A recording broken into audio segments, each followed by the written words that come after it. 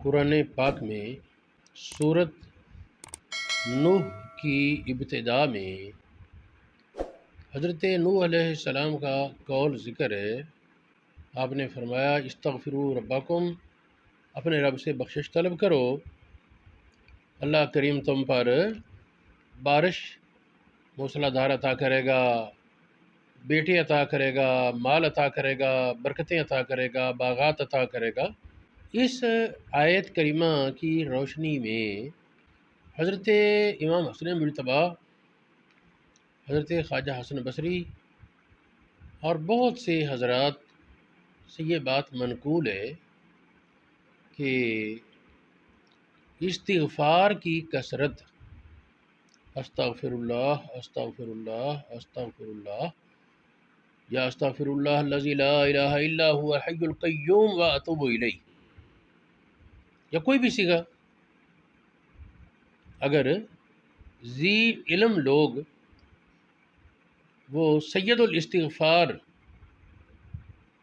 جو بخاری شریف میں ہے اس کی کثرت کریں تو اگرچہ تعداد تھوڑی ہو، فائدہ اس کا بہت زیادہ ہوگا۔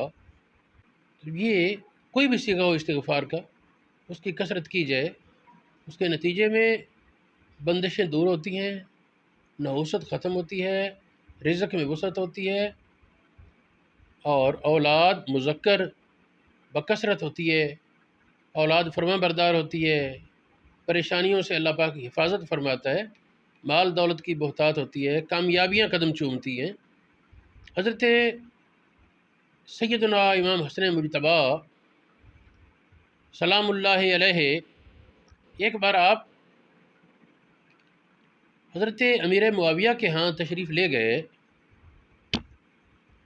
تو امیر معاویہ رضی اللہ تعالی عنہ کے ایک خادم نے عرض کیا، جی حضرت آپ تشریف لائے، اللہ کریم آپ کے قدم کی برکت سے میری مشکل حل کرے۔ فرمایا تمہیں کیا مسئلہ ہے؟ عرض کیا، جی شادی کو بڑا عرصہ ہو گیا ہے، اولاد کوئی نہیں۔ آپ نے فرمایا کہ تو استغفار پڑھا کر۔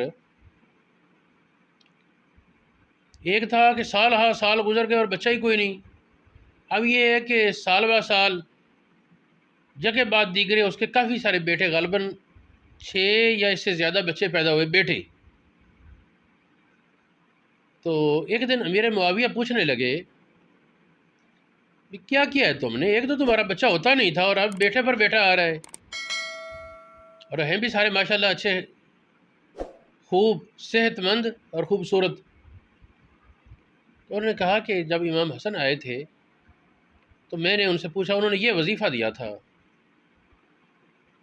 تو انہوں نے حضرت امام حسن کے لیے رضی اللہ تعالی عنہ کہہ کر دعا کی، اور تو اس وقت تک امام حسن وفات پا چکے تھے۔ بات یہ ہے کہ اس واقعہ میں بہت بڑی نصیحت ہے۔ استغفار کی کثرت یہ رزق میں وسعت کا اور پریشانیوں کے ازالے کا سبب ہے۔